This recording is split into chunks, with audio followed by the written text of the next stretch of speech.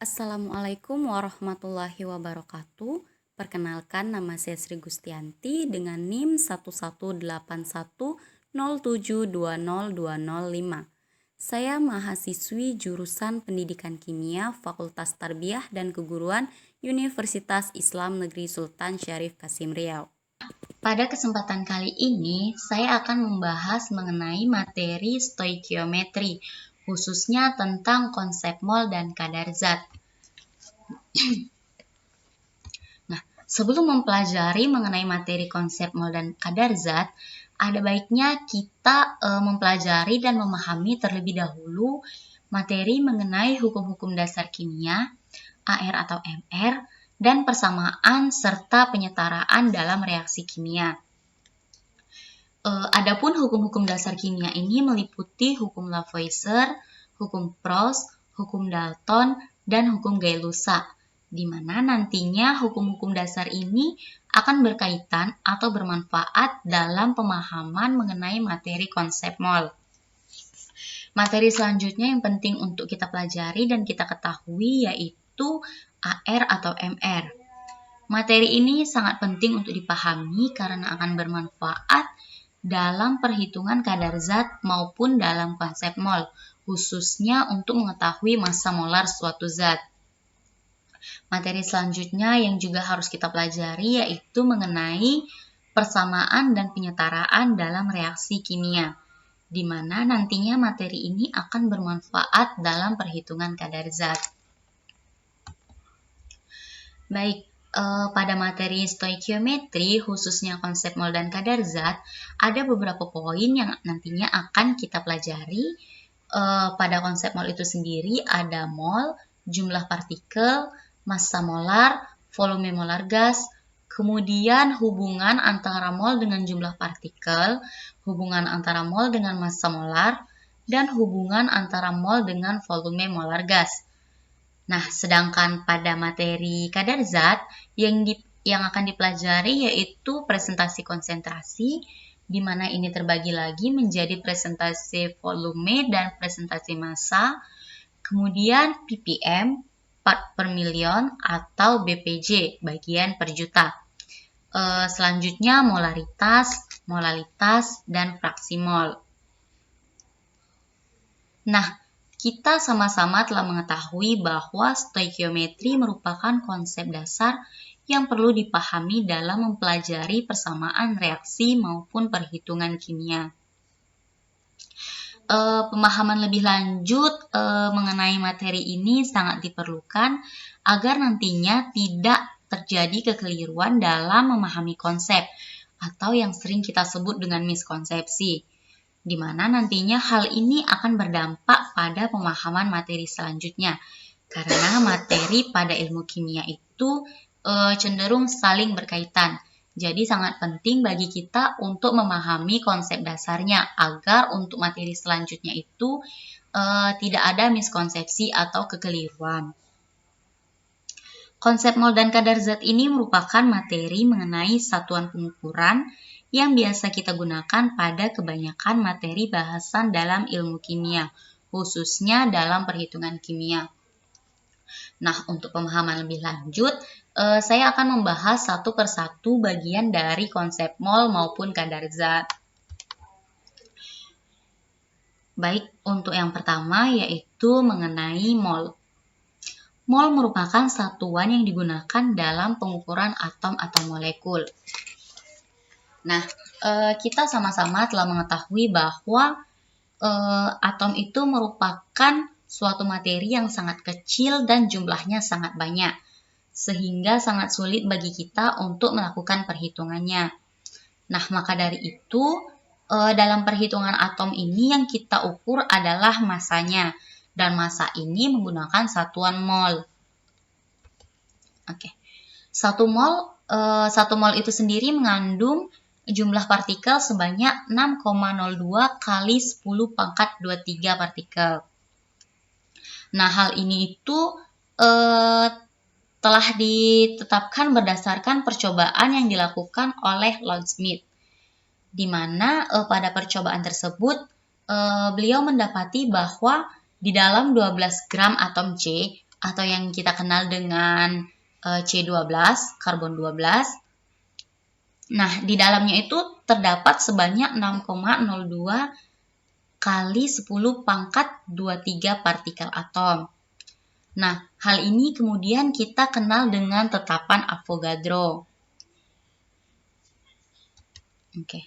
Jadi, misalnya dalam 1 mol unsur karbon itu mengandung 6,02 kali 10 pangkat 23 atom karbon. Sedangkan dalam 1 mol senyawa H2O mengandung 6,02 kali 10 pangkat 23 molekul H2O. Oke. Nah, untuk multiple representatifnya, di mana di sini untuk simbolik dari mol yaitu N, untuk deskripsi konsepnya yaitu mol merupakan satuan pengukuran, sedangkan dalam bentuk makroskopisnya di sini saya ibaratkan dengan 1 kg gula pasir, di mana 1 kg ini merupakan satuan ukuran dari gula pasir ini. Jadi 1 kg ini sama dengan 1 mol. Kemudian dalam bentuk mikroskopisnya, kita telah mengetahui bahwa dalam 1 kg gula pasir ini sangat banyak sekali butir-butir gula pasir tersebut. Nah, butir-butirnya itu bahkan di dalam 1 butir gula pasir, jika kita amati dengan menggunakan mikroskop, itu akan terlihat sangat banyak molekul-molekul atau atom di dalam 1 butir gula pasir tersebut. Nah, sama halnya dengan atom tadi, di mana dalam 1 mol atom itu sangat banyak partikel atom, yaitu sebanyak 6,02 kali 10 pangkat 23 partikel. Oke. Materi selanjutnya yaitu mengenai massa molar. Nah, massa molar ini merupakan massa suatu zat yang nilainya sama dengan AR atau MR. Jadi, nilai massa molar ini sama dengan nilai AR atau MR. Oke. Untuk mencari massa molar, kita dapat menggunakan rumus massa dalam gram dibagi dengan mol. Selanjutnya yaitu volume molar gas atau Vm. Nah, ukuran dalam 1 mol gas pada suhu dan tekanan tertentu, ukuran dari volume gas tersebut yaitu 22,4 liter. Jika pada suhu 0 derajat Celcius dan tekanan 1 atm. Nah, hal ini itu sesuai dengan hukum Avogadro yang menyatakan bahwa pada suhu dan tekanan yang sama, semua gas memiliki volume yang sama, yaitu 22,4 liter.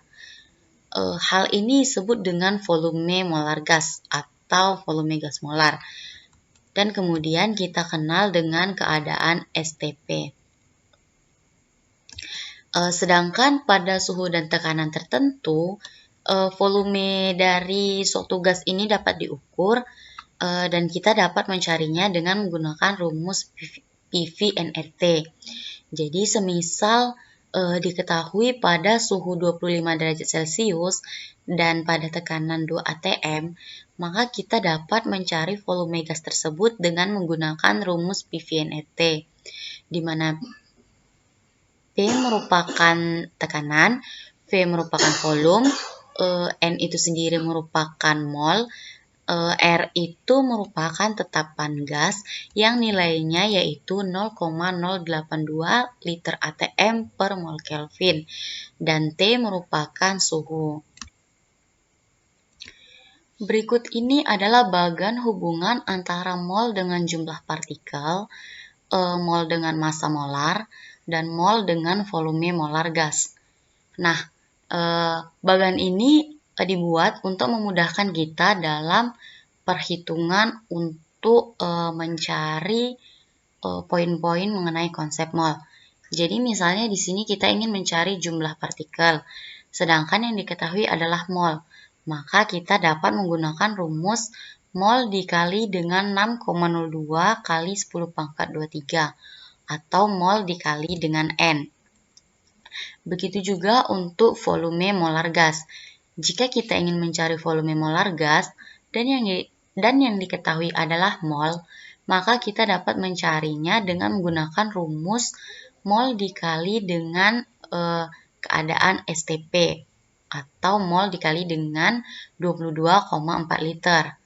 Nah, untuk ini hanya berlaku pada keadaan standar pada tekanan 1 atm dan suhu 0 derajat Celcius.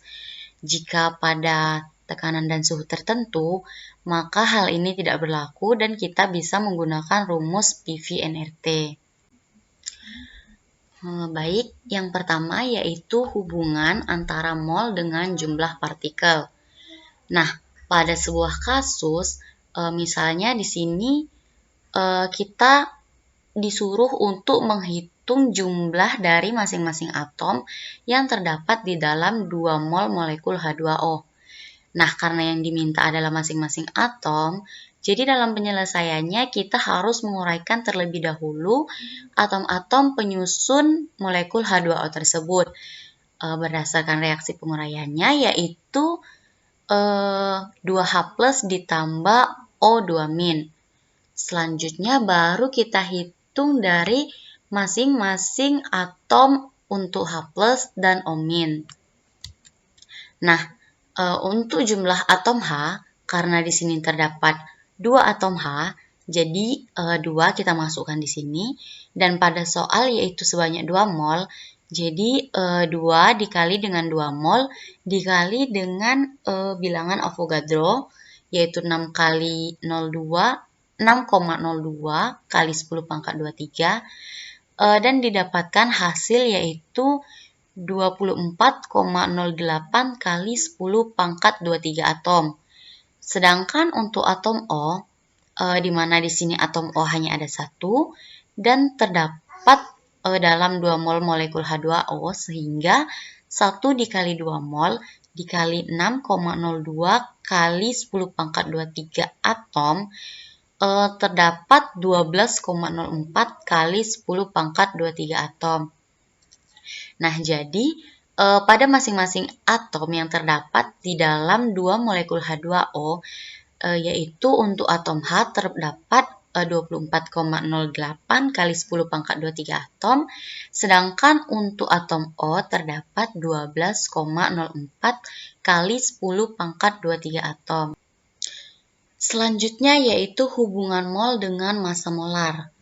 Berdasarkan tabel, kita dapat melihat bahwa jumlah atau nilai dari AR atau MR sama dengan jumlah atau nilai dari massa molar untuk setiap unsur atau senyawa yang ada pada tabel tersebut. Namun di sini perlu saya tekankan bahwa AR atau MR ini satuannya yaitu SMA yang berasal dari singkatan satuan massa atom atau AMU, atom massa unit. Sedangkan kalau untuk massa molar itu satuannya ialah gram per mol min 1. Nah, sebenarnya dalam perhitungan kimia, sebenarnya kita itu menggunakan massa molar bukan AR atau MR. Namun selama ini kebanyakan kita menggunakan AR atau MR. Nah, hal ini kemudian yang menjadi miskonsepsi. Dan ini akan saya bahas pada materi selanjutnya. Selanjutnya yaitu hubungan mol dengan volume molar gas. Langsung saja kita masuk pada sebuah kasus. Misalnya di sini kita akan menghitung menghitung volume dari 5 mol gas pada tekanan 0,2 atm dan suhu 27 derajat Celcius. Nah, pada kasus ini artinya gas tersebut berada pada tekanan dan suhu tertentu, sehingga dalam penyelesaiannya kita menggunakan rumus PV-nRT. Kemudian kita bisa langsung memasukkan angkanya, di mana tekanannya yaitu 0,2 atm, N-nya yaitu sebanyak 5 mol, untuk R-nya merupakan ketetapan gas, yaitu 0,082. Sedangkan suhunya di sini kita harus mengubahnya terlebih dahulu ke dalam Kelvin, yaitu 27 derajat Celcius ditambah dengan 273 Kelvin. Sehingga akan didapatkan nilai 300 Kelvin. Nah, kemudian untuk hasil akhirnya akan didapatkan volume sebesar 615 liter. Jadi, dalam 5 mol gas pada tekanan 0,2 atm dan suhu 27 derajat Celcius, volume gas yaitu 615 liter. Materi selanjutnya yaitu mengenai kadar zat. Kadar zat dalam suatu campuran dinyatakan sebagai banyaknya zat dibandingkan dengan banyak seluruh campuran. Nah, jadi dalam suatu campuran itu kan tidak ada yang tunggal gitu. Misalnya campuran suatu larutan garam dengan air. Nah, jadi kalau untuk kadar zat ini, kita akan menghitung satu di antara campuran tersebut. Misalnya kita akan menghitung kadar zat dari garam yang berada di dalam air atau sebaliknya. Nah, dalam penentuan kadar zat ini, kita dapat menggunakan beberapa satuan, di antaranya presentasi konsentrasi, fraksi mol, ppm atau BPJ, molaritas, dan molalitas. Baik, untuk yang pertama yaitu kita bahas mengenai presentasi konsentrasi. Presentasi konsentrasi ini dibagi menjadi dua, yaitu presentasi massa dan presentasi volume. Presentasi massa ini kita gunakan jika dalam soal tersebut yang diketahui adalah massanya. Sedangkan presentasi volume ini kita gunakan jika yang diketahui adalah volumenya. Selanjutnya yaitu ppm atau part per million atau bagian per juta. Nah, kadar zat yang sangat kecil di dalam suatu campuran dapat dinyatakan dengan ukuran bagian per juta, yaitu kadar zat yang menyatakan banyaknya bagian zat yang terdapat dalam setiap 1 juta bagian campuran. Nah, kadar zat dalam ppm ini biasanya dinyatakan sebagai 1 mg zat terlarut di dalam 1 liter larutan. Misalnya di dalam larutan garam, di dalam larutan NaCl 10 ppm, itu artinya mengandung 10 mg NaCl di dalam 1 liter larutan. Untuk rumusnya dapat dilihat pada layar. Kemudian yang selanjutnya yaitu molaritas. Molaritas merupakan suatu besaran yang menyatakan banyaknya mol zat terlarut di dalam 1000 ml larutan. Untuk rumusnya kita dapat menggunakan rumus W dibagi dengan mm dikali dengan 1000 per V, di mana W ini merupakan massa zat terlarut yang biasa dalam gram, mm yaitu massa molar, 1000 adalah ketetapan, sedangkan V-nya merupakan banyaknya volume di dalam larutan tersebut. Pada sebuah kasus, misalnya di sini sebanyak 15 gram urea dengan MR60 dilarutkan sampai volumenya menjadi 500 ml, maka hitunglah molaritas larutan tersebut. Nah, untuk menghitungnya, langsung saja kita masukkan rumus dan angka-angkanya. Di mana di sini untuk beratnya yaitu sebanyak 15 gram W.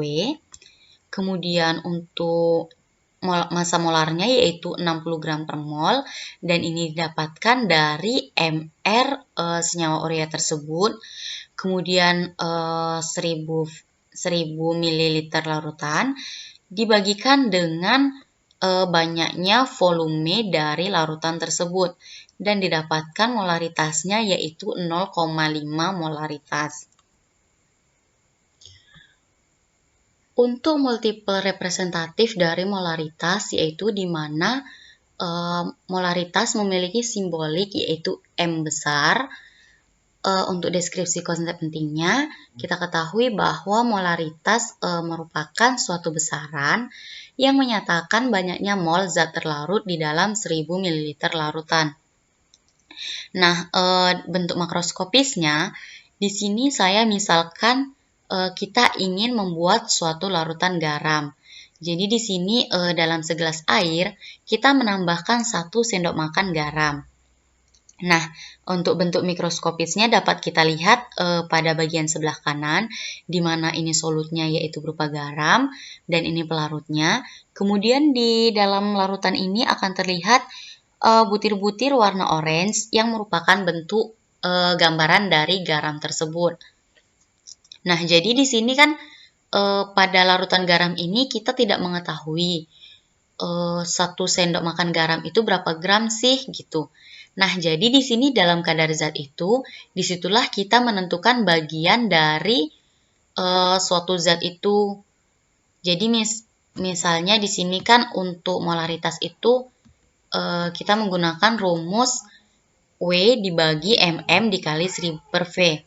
Nah, karena kita belum mengetahui kadar zat dari garam tersebut, jadi di sini W-nya yang kita cari gitu. Selanjutnya yaitu molalitas. Molalitas ini merupakan suatu besaran yang menyatakan banyaknya mol zat terlarut di dalam 1000 gram pelarut murni. Nah, jadi molaritas dan molalitas itu hampir sama. Hanya saja perbedaannya terletak pada pelarutnya. Jika molaritas itu menggunakan pelarut dengan satuan mililiter. Jadi kalau molaritas itu di dalam 1000 ml larutan, sedangkan molalitas itu di dalam 1000 gram pelarut murni. Nah, langsung saja masuk pada contoh. Hitunglah molalitas larutan jika 24 gram kristal MgSO4 dilarutkan ke dalam 400 gram air, di mana diketahui MrMgSO4 yaitu 120. Nah, jadi di sini kan pelarutnya itu 400 gram air, sehingga rumus yang kita gunakan yaitu rumus molalitas, bukan rumus molaritas. Di mana di sini rumusnya yaitu N dikali dengan 1000 per P. N itu sendiri merupakan W dibagi mm. Oke. Jadi di sini dicari N-nya, dicari molnya, didapatkan hasil yaitu 0,2 mol. Kemudian kita mencari molalitasnya dan didapatkan hasil yaitu 0,5 molal. Nah, untuk multiple representatifnya, untuk simbolik dari molalitas yaitu M kecil. Kalau molaritas tadi M besar, sedangkan molalitas M kecil. Untuk deskripsi konsep pentingnya, molalitas itu merupakan jumlah mol zat terlarut di dalam 1000 gram pelarut murni. Nah, dalam bentuk makroskopisnya, misalnya di sini kita akan memasukkan atau mencampurkan soda kue dengan air. Nah, jadi di sini ditambahkan 1 sendok makan soda kue ke dalam air. Untuk bentuk mikroskopisnya, di sini dapat kita lihat molekul-molekul soda kue yang berikatan dengan air. Nah, sama halnya dengan molaritas tadi. Jadi dalam campuran ini tuh untuk kadar zat, kita akan menentukan bagian dari campuran larutan ini. Yang terakhir yaitu fraksi mol. Fraksi mol merupakan perbandingan jumlah mol zat terlarut dengan jumlah mol total larutan. Nah, jadi misalnya dalam suatu larutan itu mengandung suatu zat A. Maka fraksi mol dari zat A itu dapat dicari dengan persamaan yang terlihat pada layar. Nah, untuk fraksi mol itu sendiri, jumlah dari fraksi molnya yaitu 1. Jadi misalnya jumlah zat terlarut dengan jumlah larutannya jika ditotalkan jumlah fraksi molnya itu 1. Nah, untuk lebih memahaminya, kita langsung masuk pada contoh. Jadi misalnya, pada sebuah contoh, hitunglah fraksi mol glukosa di dalam larutan glukosa 36%, di mana diketahui MR glukosa 180 dan MR air 18. Nah, jadi kita misalkan dalam suatu larutan tersebut, larutan glukosa tersebut, di mana di dalamnya terdapat glukosa dan air, kita menganggapnya larutan tersebut jumlahnya yaitu 100 gram. Sedangkan larutan glukosanya yaitu 36%. Nah, maka dapat kita simpulkan massa glukosanya 36 gram, sedangkan massa airnya yaitu 64 gram agar mencapai 100 gram itu tadi. Nah, di sini kita cari dulu satu-satu. Kita cari mol glukosa, di mana didapatkan mol glukosa yaitu 0,2 mol, mol air yaitu 3,56 mol. Kemudian untuk fraksi mol glukosa yaitu 0,053 mol. Dan untuk fraksi air yaitu 0,947. Nah, jika kita totalkan dari fraksi mol air dan fraksi mol glukosa, maka akan kita dapatkan nilai 1. Itu tadi mengapa saya katakan bahwa fraksi mol dari zat terlarut dengan pelarutnya, jika dijumlahkan maka nilainya tidak lebih besar dari 1. Oke. Nah, untuk multiple representatif dari fraksi mol, untuk multiple representatifnya sama dengan untuk molaritas maupun molalitas. Jadi di sini dalam bentuk makroskopisnya, kita itu akan menghitung fraksi mol dari zat terlarut berupa garam atau NaCl, sedangkan pelarutnya yaitu air itu sendiri. Nah, jika kita jumlahkan antara fraksi mol dengan garam NaCl dan air, yaitu jumlahnya sama dengan 1.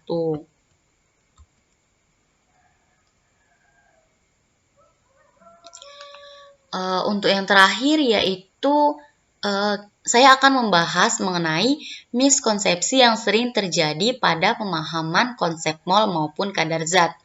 Nah, misalnya pada sebuah kasus dengan soal berapakah jumlah mol yang terdapat dalam 5 gram glukosa dengan rumus kimia C6H12O2 jika diketahui ARC sama dengan 12, ARO sama dengan 16, dan ARH sama dengan 1.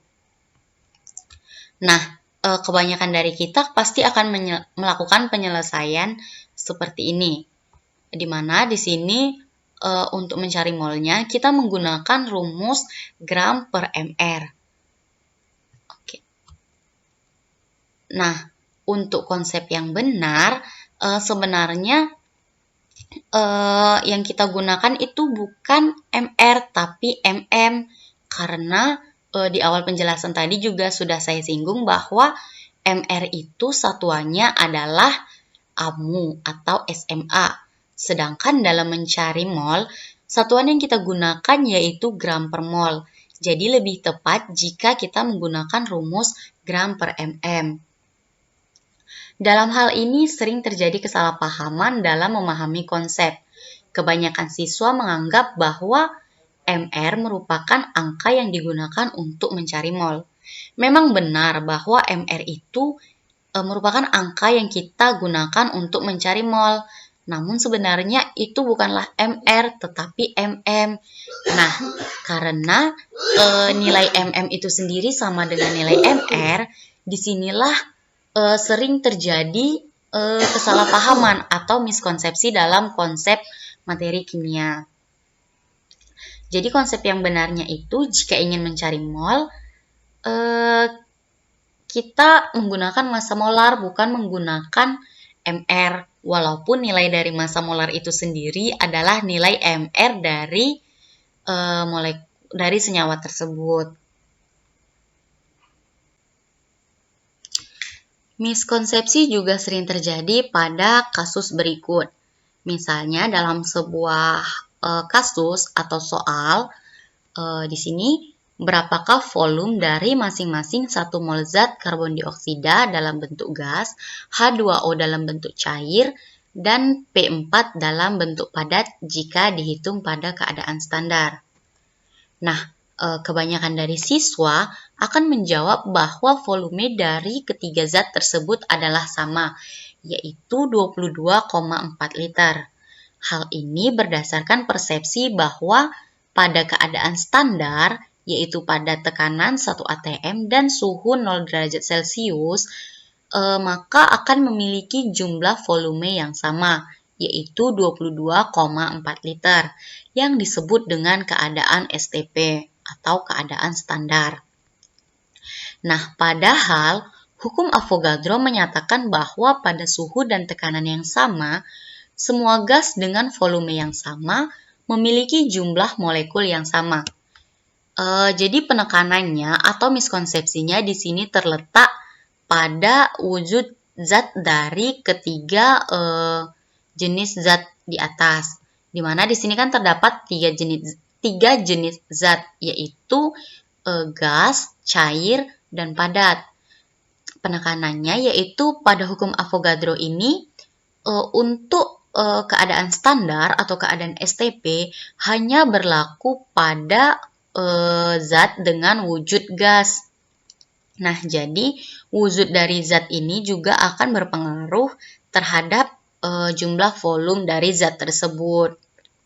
Sehingga untuk ketiga zat tersebut ini tidak memiliki volume yang sama meskipun dihitung pada keadaan standar. Demikianlah yang dapat saya sampaikan. Apabila terdapat kesalahan, saya mohon maaf karena sesungguhnya kesalahan datang dari saya dan kebenaran hanya milik Allah. Semoga apa yang saya sampaikan bermanfaat. Akhir kata, wassalamualaikum warahmatullahi wabarakatuh.